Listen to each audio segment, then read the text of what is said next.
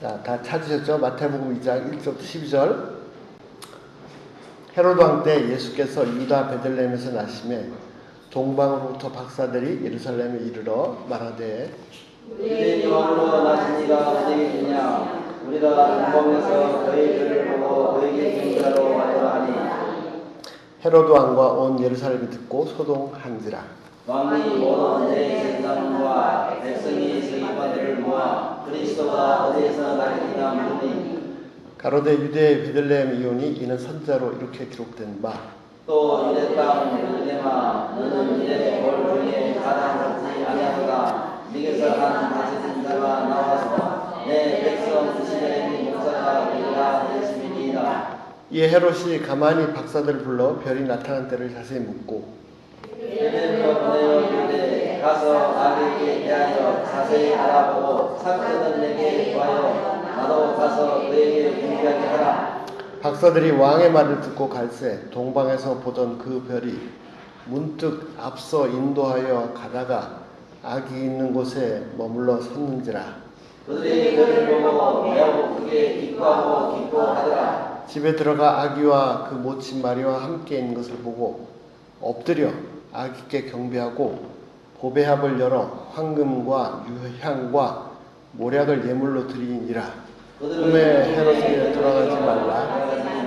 지시함을 받아 다른 길로 거기에 돌아가니라. 아멘. 예, 잠시 기도하시겠습니다. 하나님 감사합니다. 저희들도 저희 인생 걸어가는 길에서 그 좌표를 잃지 않도록 꼭 붙잡아 주시옵소서. 이 시간도 주의 은혜를 구합니다. 주여 불쌍히 여겨주시고 저희들이 시선이 다시금 주님을 붙잡을 수 있도록 도와주시옵소서. 감사드리며 예수님을 믿습니다. 아멘. 한 그 10여 년 전에 그 울릉도에 갔었습니다. 울릉도에 갔는데 많은 분들이 그 어부시죠. 어부. 교회에서 장로님들을 만났는데 대부분 다 어부셨습니다. 근데 장로님들은 이제 어부를 오래 하셨죠. 오랫동안. 요즘은 이제 배들이 좋아가지고 이렇게 배가 나가도 뭐 컴퓨터로 이렇게 해서 방향을 잘 잡습니다. 그런데 그 장로님들 얘기가 한 뭐 1970년대 젊으셨을 때 80년대 이때만 해도 별을 보고 배를 운행했다고 하십니다. 그 중에 한 분이 얘기를 하는데, 자, 포항에서 울릉도까지 이제 배를 몰고 울릉도로 오는데 길을 잃어버렸습니다. 그래서 바다에서 3일 동안 헤맸답니다. 3일 동안. 그 바다에 있는 조그마한 섬을 찾아가야 되는 거잖아요. 그것도 밤에 별 보고, 별 북극성 보고, 아니면 나침반 보고 이렇게. 이게 무슨 모래사장에 발을 찾기처럼 이게 쉬운 일이 아니죠. 근데 결국 3일 만에 찾아오셨답니다. 그것도 이제 전문가들이니까 이렇게 찾아왔겠죠. 걷다가 잘못 찾으면 엉뚱한데, 진짜 몇 날 며칠을 열흘 이상 바다에 헤맬 수도 있고, 잘못 엉뚱히 찾아가면 일본이나 북한으로 갈 수도 있고. 이 방향이 참 중요합니다. 저희도 이제 군대 있을 때 보면은, 군대 있을 때 밤에 이렇게 훈련을 나가는데, 낮에도 마찬가지지만 이 지도를 보는 법, 그리고 나침반 보는 법, 또 밤이 되면은 나침반 어디를 할 수 없으니까 별을 보고 방향을 찾아서 어디로 가야 되겠다 이렇게 보는 그런 것들을 이렇게 배웠습니다. 이게 진짜 중요합니다. 그러니까 내가 가야 되는 항로가 있는데, 배가 가야 되는 그 길이 있는데, 자, 포항에서 울릉도까지 가야 되는 길이 있는데, 바다에 일단 나가면 바다밖에 안 보이지 않습니까? 그럼 어느 쪽이 울릉도 가는 길인지, 만약 포항으로 간다 그러면 뭐 대충 가도 뭐 꼭 포항 안 만나도 육지에 닿으면 되니까 크게 문제가 안 되는데, 선물 하나 놓고 이제 찾아가는 건 보통 일이 아니죠.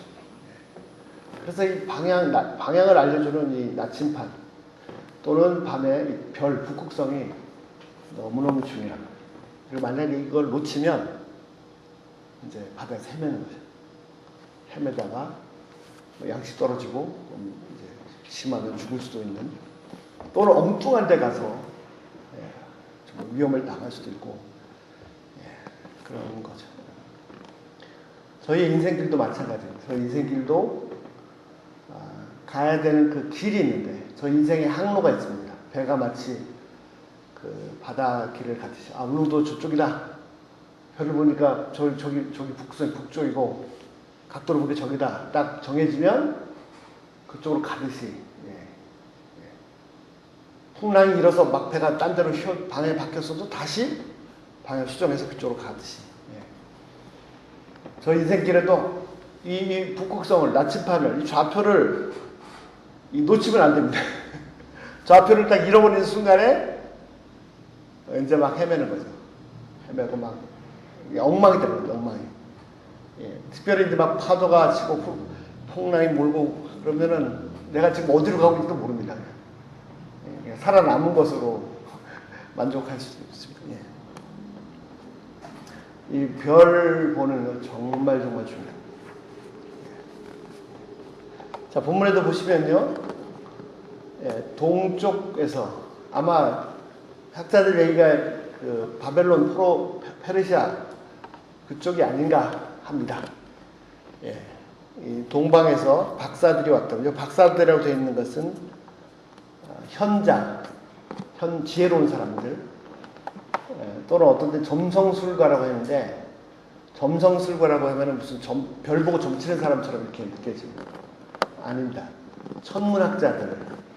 근데 요즘 천문학자하고 다른 것은, 요즘 천문학자들은 그냥 별의 움직임만을 관측하잖아요. 그리고 거리가 얼마고 이런 거 하는데, 과거의 천문학자들은 별들의 움직임을 보고 어떤 징조를 알아냈어요. 징조를. 자, 창세기 1장에 보시면 하나님께서 해와 달과 별들을 지으시고 그것 가지고 네 가지를 정하셨습니다. 뭐죠? 일자와 사시와 연함과 징조를 이룹니다. 날 하루하루, 사계절, 1년, 하나 더 징조를 이룹니다. 지금 우리는 요거밖에 모릅니다. 하루가, 내 계절이 1년이 어떻게 돌아가는지. 그러나 옛날 사람들은 이 징조, 별들의 움직임을 보고 이 징조까지 알아내려고 했습니다. 자, 그래서 천문학자들은, 이 사람들은 그 징조를 보고죠. 그 김명현, 인터넷에 쳐보시면 김명현 박사님, 교수님의 그 창조론 강의가 있습니다. 한 10몇 편인데 적극 추천합니다. 얼마나 창조가 훨씬 과학적인지. 그 중에 하나가 뭐가 있냐면 이 얘기가 있습니다. 어떻게 동방박사들이 별을 찾았을까? 예수님의 별을 찾고 그 별의 움직임을 보고 예수님이 탄생한 곳을 알아서 왔을까? 그거를 과학적으로, 천문학적으로 쫙 풀어놓은 게 있거든요. 너무너무 좋습니다. 자, 그래가지고 그 별을 보고 아마 그 요즘처럼 뭐 교통이 발달한 때가 아니니까 걸어오거나 아니면 낙타를 타거나 아니면 말을 타거나 그럴 때니까 오래전에 집에서 출발했겠죠. 고향에서 출발해서 예수님 탄생하실 때쯤 돼서 이제 예루살렘에 도착을 했습니다. 이 보시는 내용을 보시면 아시지만, 본문에 보시면 이 사람들이 온 이유는 뭡니까? 그분이 유대인의 왕이시기 때문에 경배하기 위해서 왔습니다. 그분이 유대인의 왕이기 때문에 지금 잘 보여서 나중에 내가 출세하려고 온 게 아니냐. 그분이 왕이시기 때문에 왕이기 때문에 경배를 받아야 될 마땅한 분이다. 그래서 경배하기 위해서 왔습니다. 다시 말씀드리면 이 사람들이 그 먼 데서 이렇게 풍부한 황금과 유향과 모략을 왕에게 바쳐야 되는 최대한의 예의와 예물을 준비해서 오기까지 많은 희생과 헌신과 또 자기 연구와 이런 것들이 있었을 것입니다.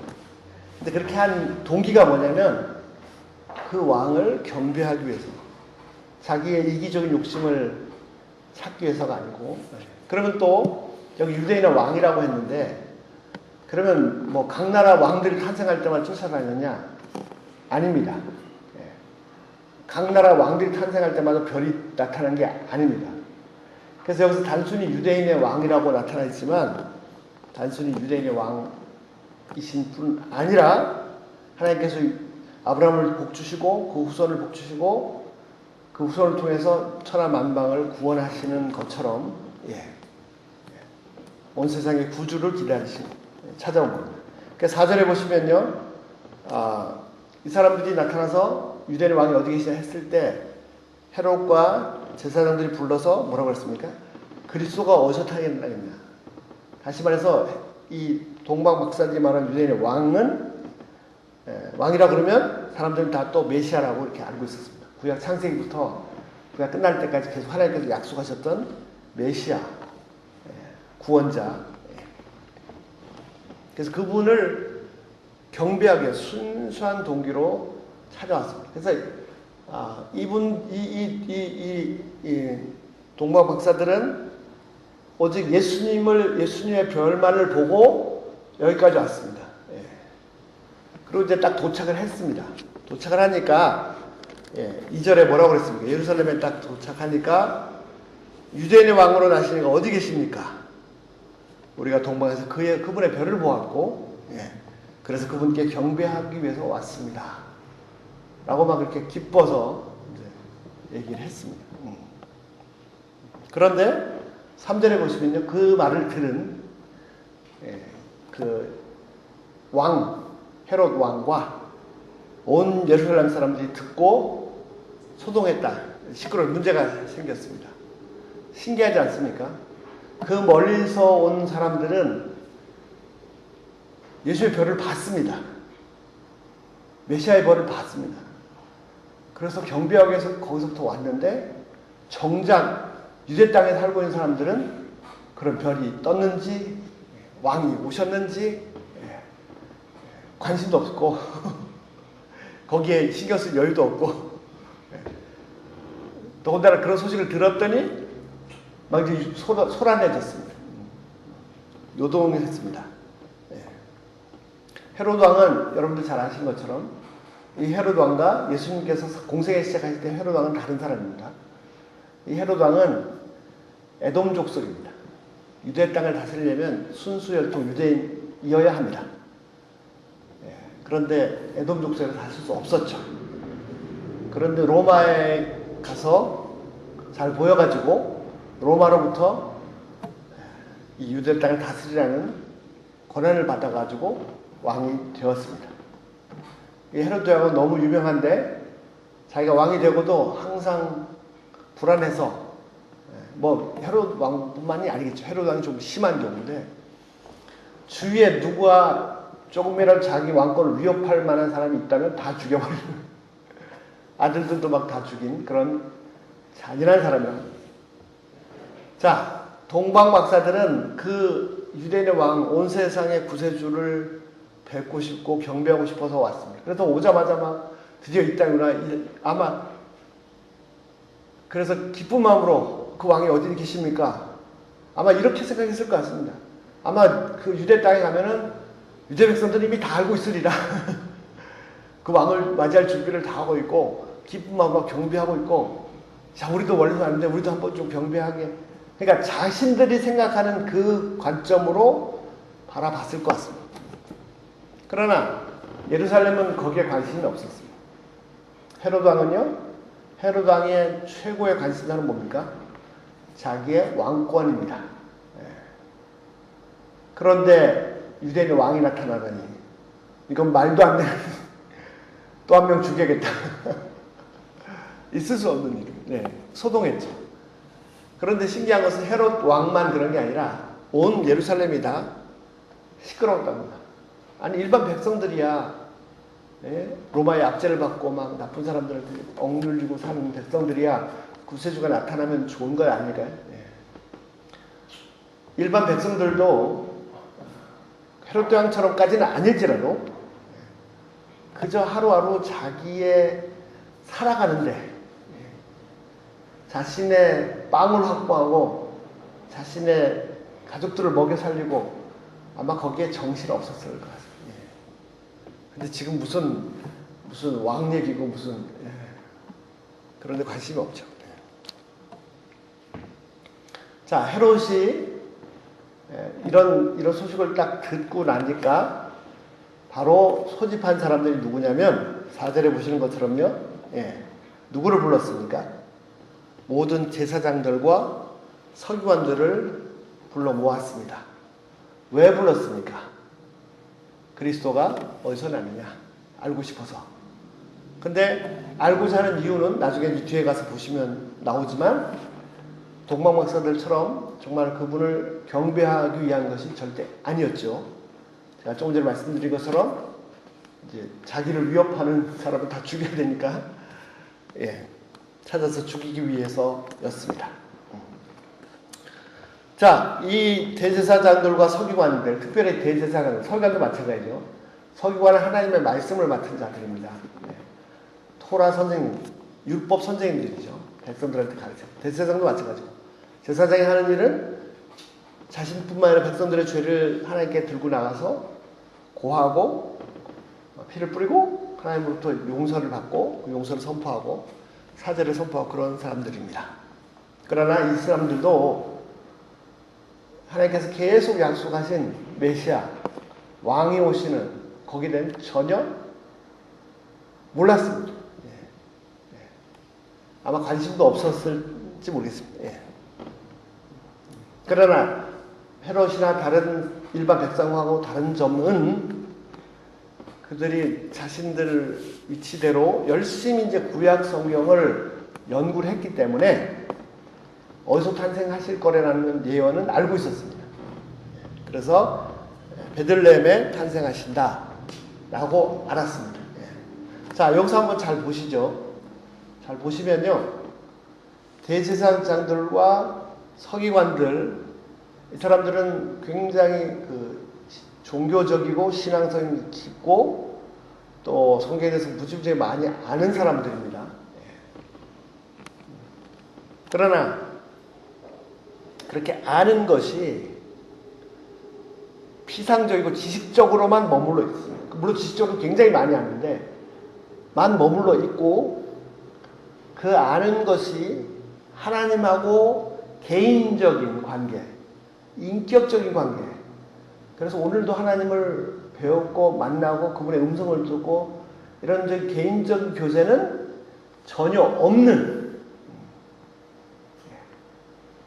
그래서 신앙이 있다고 하지만 지식에 머물러 있는 죽은 신앙이에요. 만약에 개인적으로 과거의 선지자들처럼 하나님과 계속적인 관계 속에서 이 사람들의 신앙이 있었다면 단순히 성경을 통해서 베들레헴에 탄생하실 것이다, 그렇게가 아니라 그 당시 현재 이 시점에서 하나님께서 어떤 일을 하고 계시고 메시아를 어떻게 준비하고 계신다는 현재의 음성을 들었을 겁니다. 그런데 그것이 없었습니다. 그것은 있을 수가 없었습니다. 왜 그러냐? 한번 보시죠. 제가 몇 년 전에 말씀 보다가 정말 충격을 받은 적이 있는데, 자, 누가복음 3장입니다. 3장. 누가복음 3장 1절과 2절입니다.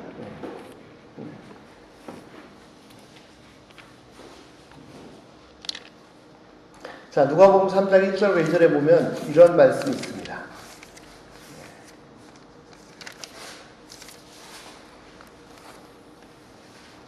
자, 디베리오 가이사가 위에 있은 지 15해. 그러니까 로마 전체의 황제, 티베리우스 카이오스, 시저가 로마 제국의 황제로 있을 때가 15년 됐을 때입니다.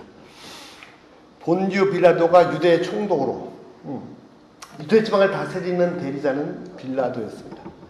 헤롯은 갈릴리의 분본왕으로, 여기 헤롯은 아까 마태복음에 본 헤롯하고 다릅니다. 아들, 갈릴리 지방의 왕으로, 동생 빌립은 이두레와 드로보니 요단 건너편 지방의 분본왕으로, 루시인디아가 아빌레네의 분본왕으로, 2절 안나스와 가야바가 대제사장으로 있을 때에 하나님의 말씀이 빈들에서 사갈의 아들 요한에게 임한지라. 자, 티베리우스가 황제가 된 지 15년, 헤롯의 아들 갈릴리 지방의 왕으로 있을 때 총독 유다는 마태복음 2장에서는 헤롯 아버지 헤롯이 다스렸었는데 지금은 빌라도가 로마에서 파견된 빌라도가 다스리고 있을 때 뭐 이렇게 쭉 해서 2절에 유대인 중에 제일 높은 사람은 누구냐면 대제사장 안나스와 가야바였습니다. 안나스와 가야바가 대제사장으로 있을 때 하나님의 말씀이 누구에게 임했습니까? 하나님의 말씀이 빈들에 있는 사갈의 아들 요한에게 임했습니다. 저는 이 말씀을 너무 잘 알고 있었고, 그 당시 말로 30년 이상 성경. 그런데 그날 하나님께서 제게 오셔서 말씀해 주셨습니다. 하나님의 말씀이 누구에게 임했다고요? 빈들에 있는 사갈의 아들 요한. 빈들에 있는 요한은, 아버지는 제사장입니다. 아들은요, 물론 제사장이 될 수 있었죠. 근데 제사장이 됐는지 안 됐는지 모르겠습니다. 그리고 됐다 안 됐다 말이 없습니다. 아마 안 된 것 같습니다. 제사장 아들이 열심히 공부해서 그 학교를 잘 마쳐서 제사장이 되어야 될 텐데 엉뚱하게 들판에 나가서 옷도 한 벌 입고 평생 조대까지 한 벌 입고 얼마나 냄새 났을까요? 우리는 지금 후대는 그 세례요한 침례요한 위대한 하지만 진짜 냄새나고 먹는 것도 제대로 못 먹고. 하나님의 말씀이 누구한테 임했다고요? 빈들이 있는 자격증도 없는, 요즘식으로 얘기하면 목사가 되지도 못한 요한에게 임했습니다. 그날 아침에 뭘 깨닫게 하셨냐면, 아니 하나님 말씀이 누구한테 임했습니까? 우리 생각에는 하나님 말씀이 누구한테 임해야 됩니까? 대제사장한테 임해야 되는 거잖아요.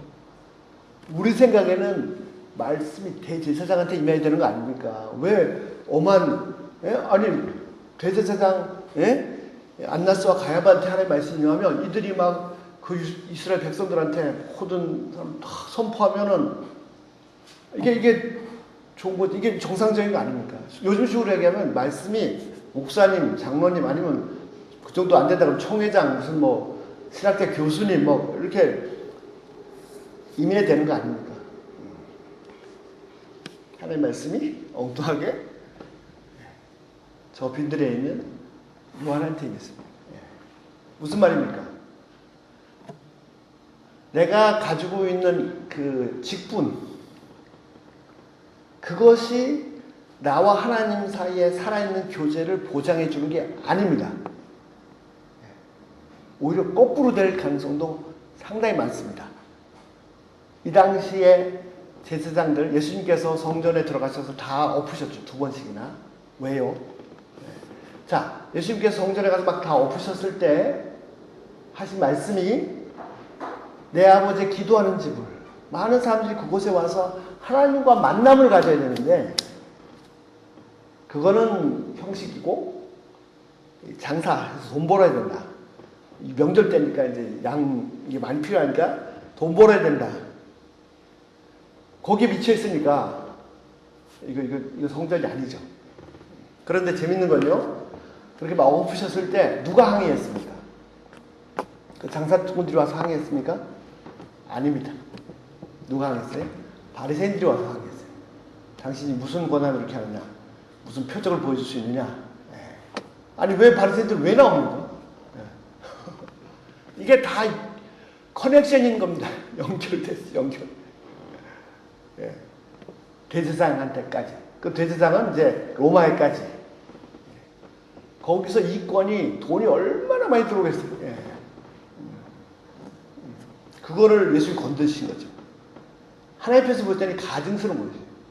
이 거룩한 하나님 성전에서 하나님과 죄인들이 만남을 회개하고 사죄 은혜를 경험하고 이래야 될 곳이 그거는 그냥 형식만 남았고 야 양 잡아라 피 뿌려라 형식만 남았고 관심 뭐예요? 야 돈 얼마 들어왔냐? 아, 이번 벌써 왜 이렇게 돈이 안 들어와? 이게 무섭습니다. 이게 사람이 이게 감당을 못해요. 사람이 뭐 돈을 이겨낼 용사가 없습니다. 돈뿐만이겠습니까? 권력. 권력이라는 게 꼭 정치적 권력, 군사적 권력뿐만 아니라 종교적인 카리스마도요.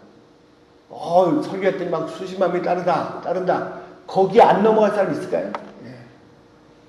뭐 내가 사업을 해서 돈을 수천억 벌었다. 거기 사람 넘어가겠죠. 돈에 사로잡히면 형제고 아버지고 자식 없죠. 그러면 종교 지도자는요. 교회에 막 수입이 수천억 되면은 안 넘어갈 사람이 있을 수 있을까요? 하여튼 핵심은 뭡니까? 제가 그 얘기를 하는 게 아니고 핵심 뭐죠? 이 아는 지식이 아니라 지식도 중요합니다. 너무너무 중요합니다. 그런데 여기서 머물면 안 되고 그 지식이 많든 적든 간에 개인적으로 내가 하나님과 계속 오늘도 대면하고 있느냐, 그분의 음성을 듣고 있느냐, 그분의 영광을 경험했을 때 내가 너무 부패한 죄인이고 무너지고 그래서 또 다시 사죄의 은혜를 경험, 이 생명에 살아있는 관계가 있느냐 이거죠. 제가 지금 세 부류의 사람 말씀드립니다. 동방에서 온 박사들, 헤로드 왕과 일반 사람들. 그 다음에 겉모습은 정말 막 온갖 형식으로 굉장히 경건한 종교인처럼 꾸미고 있지만 실제는 껍데기만. 그런데 이제 이런 상황에서 동방박사를 왔을 때 만약에 동방박사들이 이런 상황을 알았으면은 절대 별을 안 놓쳤을 것 같습니다. 자, 헤롯이 동방박사들을 조용히 불렀습니다. 7절에. 자, 베들레헴이가 알았어요. 근데 이제 누군지를 알아야 되잖아요. 누군지를 알아야 되니까, 생각하니까 이 동방박사들이 별을 보고 왔다? 그러면 이 동방박사들이 알아내겠네. 불렀죠. 동방박사의 입장은 어떻습니까? 와, 여기 왕이 또 부르는 게 관심이 있구나. 불려갔습니다. 그리고 하는 말이 뭡니까? 언제 별을 봤느냐? 어떻게 왔느냐? 이제 그 유대인의 왕을 메시아를 만나면 아기를 보면 나한테도 알려달라. 나도 경배하기 원한다. 이 동방박사 얼마나 은혜 받았겠습니까? 근데 뭘 실수했어요? 뭘 실수했습니까? 별을 놓쳤어요. 별을 놓쳤어요.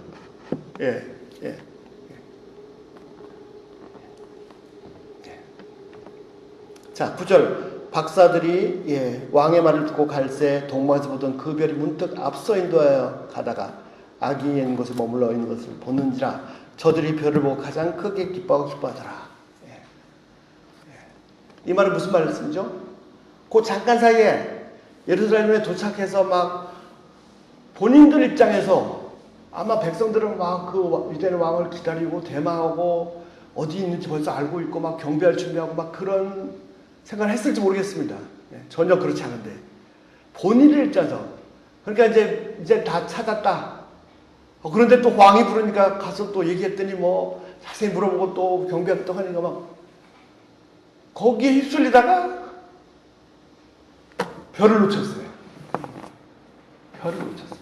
그냥 지금까지 왔던 수고가 다 한 주간에 다 물거품이네. 별을 놓쳤습니다.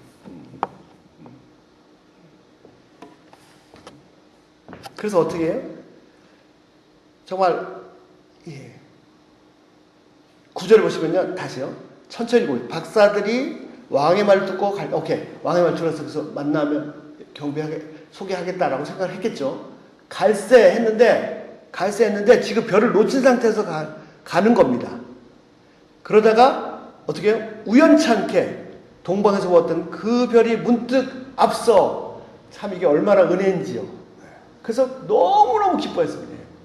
왜냐하면 그 짧은 순간 별을 놓치고 완전히 다 물거품이 된 헛수고가 될 수 있는 상황이었는데 감사하게도 그 별이 딱 앞에서 다시 나타나는 게 아니죠. 본인들이 잃어버렸던 거죠.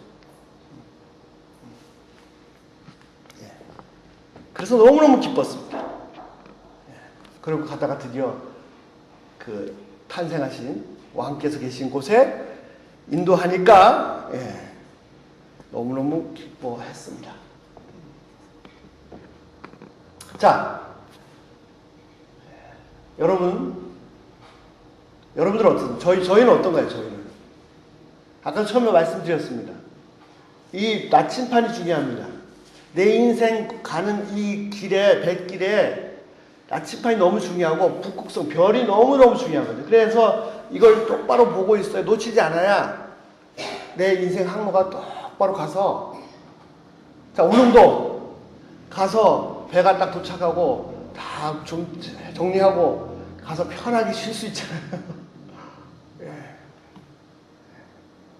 여러분 우리는 지금 별을 똑바로 보고 걷고 있습니까? 아니면 별을 놓쳤습니까? 헤매고 있지는 않습니다. 아니면 아예 별에 관심도 없는 거니까요. 별은 무슨 별이야. 나 지금 오늘 또 먹고 사는 게 죽겠는데. 여러분 늪에 빠지면요. 늪에 빠지면 거기서 빠져나오려고 허우적거리면 안 됩니다. 늪 속에 빠져서 허우적거릴수록 더 깊이 빠집니다. 돈 문제가 지금 문제 걸렸다. 허우적거리면 거릴수록 해결돼. 더 점점 빠져. 나중에 꼬르륵 죽는 거죠. 헤롯은요, 그 권력이라는 곳에 빠진 사람입니다. 온갖 악을 다 쳐요. 이후에도 아기들을 다 죽였잖아요. 지금 자기가 뭘 하고 있는지 모르는 거예요. 헤롯만 그렇겠습니까? 당시 예루살렘 성에 사는 사람들. 심지어 이 종교지도 제사장도 마찬가지죠. 여러분, 이 좌표를, 나침판을, 이 별을 놓치면 안 됩니다, 별을. 절대로 안 됩니다. 바다에서 몇 날 며칠 헤매다가 거기서 죽을 수도 있어요. 이 인생의 좌표를, 방향을 절대로 놓치면 안 됩니다. 이 별은 어떤 별입니까? 이 별은 나를 주님께로 인도하는 별이고, 예수님께로 인도하는 별입니다. 자, 별은 너무너무 놀라요. 이 별은요, 진짜, 이 별은요, 뭐만 가르칩니까? 계속 탄생하실 그 아기 예수님만 가르치고 있습니다.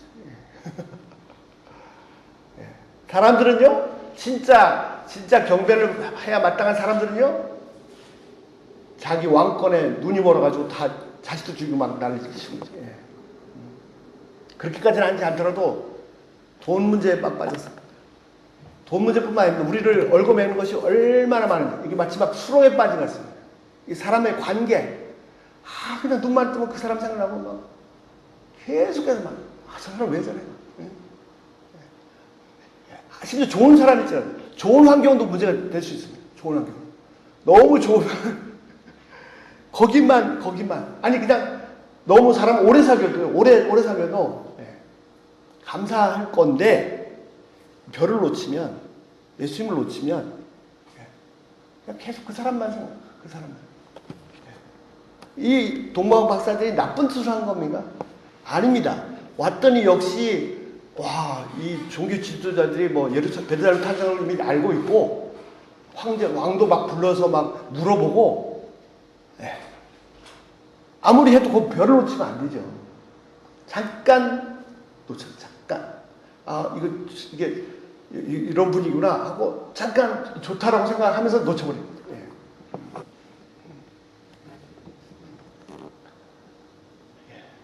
우리 삶에 많은 요소들이 있습니다.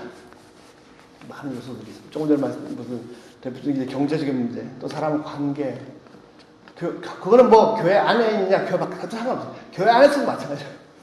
교회 안에서. 교회 안에 와 있다고 해서 다 예수님 보고 별 보고 있는 사람이 아닐 수 있습니다. 보셨잖아요. 제사장들, 제사장 서기관들 그렇게 성경을 많이 알았어도 전혀 관계 없었어요. 교회 안에 있다는 것이 그걸 보장해 주지 않습니다. 이 별처럼 예수님만 향해야 돼요. 예수님만. 자, 주위에 막 나를 힘들게 하는 사람들이 있다. 그 사람들 때문에 내가 예수님 이 별을 보는 시선을 놓칠 수 있습니다. 왜? 너무 힘드니까. 그러면 이제 점점 더 같이 나쁜 쪽으로, 그러니까 수렁에 같이 빠져들어가는 거죠. 반대로 우리 너무 좋은 분, 너무 훌륭합니다. 우리 목사님 너무 좋. 그래도 예수님 보고 봐야지. 예. 그 좋아하는 부분에게만 빠지면 우상이 될 수도 있습니다.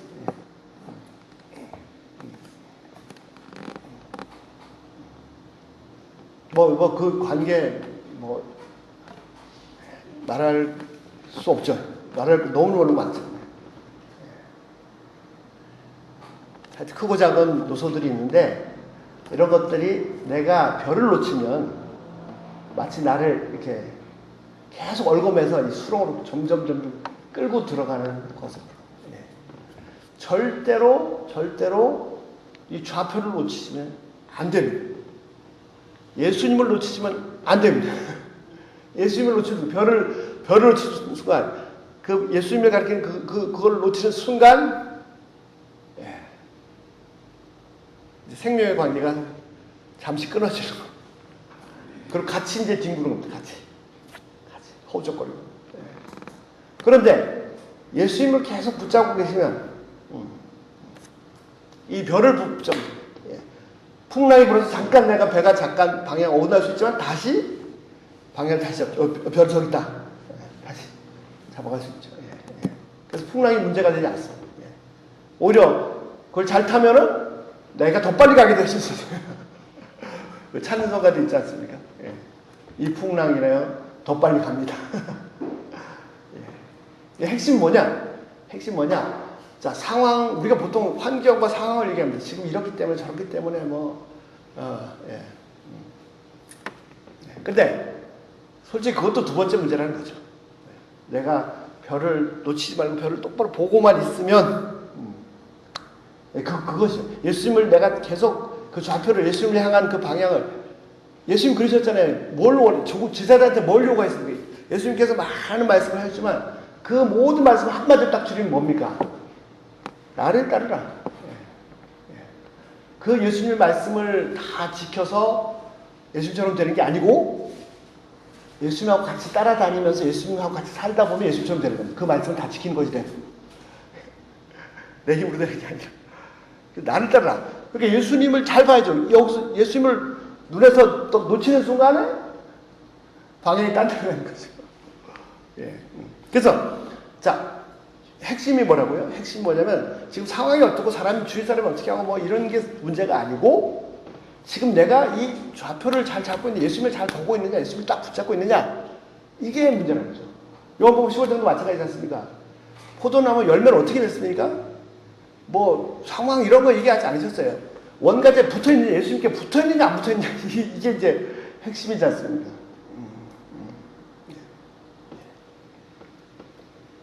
동방박사들처럼 이 별을 나를 예수님께로 계속 인도하는 별을, 아니 예수님을 한순간도 놓치지 않으시기를 기도합니다. 환경과 상황에 관계없이 좋을 때나 안 좋을 때나 좋으면 좋아서 감사하고 안 좋고 힘드니까 주님 이런 그래서 계속 절대 제가 왜 이 말씀을 나누냐면요. 어제 어떤 선교사 우리 제자 선교사님하고 교제에서 말씀을 나누다가 제가 정신이 번쩍 들었어요. 최근 얼마 동안 제가 좌표를 읽고 있었어요. 예수님을 놓치고 지금 딴짓 하고 있어요. 정신이 번쩍 들었어요. 예. 우리가 어떻게 예수님을 닮습니까? 제자인데 어떻게 예수님 닮습니까? 그 말씀들을 너무 좋잖아요. 말씀 너무 차원이 다르지 않습니까? 그 말씀들을 내가 힘써 지키면 가능합니까? 못합니다. 근본적으로 될 수가 없어요. 어떻게 가능하냐? 계속 예수님을 놓치지 않고 예수님만 바라보고 예수님하고 같이 생활하고 같이 지낼 때 어느새 모르게 하도 예수님만 바라보고 예수님만 생각하니까 나도 모르게 예수님처럼 별에 있는 거죠. 자, 그래서 결국 예수님을 경배했습니다.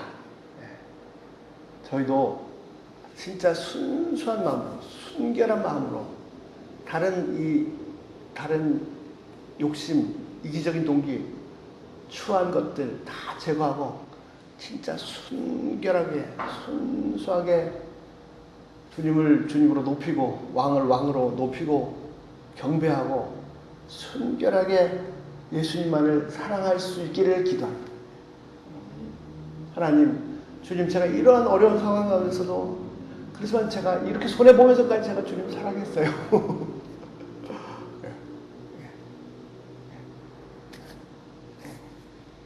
바울이 뭐라 그랬습니까? 바울이 뭘 자랑했습니까? 바울이 자기가 이룬 업적들을 자랑한 적이 한 번도 없습니다. 뭘 자랑했죠? 내 몸에 예수의 흔적을 가지고 있다. 예수의 흔적, 고난의 흔적. 사람들이 나를 버리고 멸시하고 조롱하고 하면은 춤추고 기뻐하셔야 됩니다. 왜요?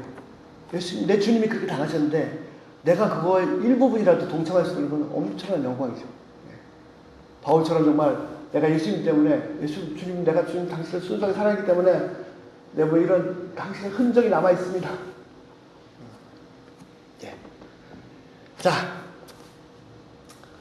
그렇게 순결하게 주님만 사랑하시고 평생 예수님만 이 별을 예수님 가르치는 별을 한순간도 놓치지 않으시길 기도합니다. 그래서 일생 가는 그 길이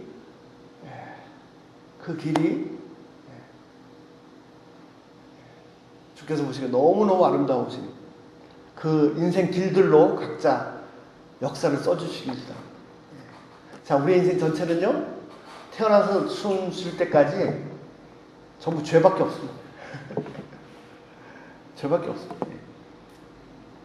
그런데 놀라운 것은 내가 응 하는 순간부터 숨을 거두는 순간 죄로밖에 가득 찬 것이 없는 그 모든 인생 전체를 예수님 피로 다 덮으셔서 예수님처럼 완벽한 의인으로 만드셨습니다.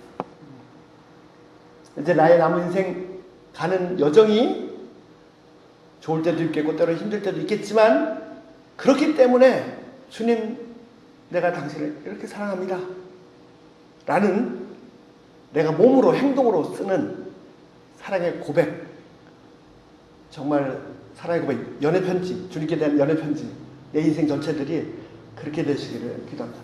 제발 저부터 정체 절대 이 좌표가 되신 예수님을 한순간도 놓치지 않으시기를 간절히 기도합니다. 기도하겠습니다.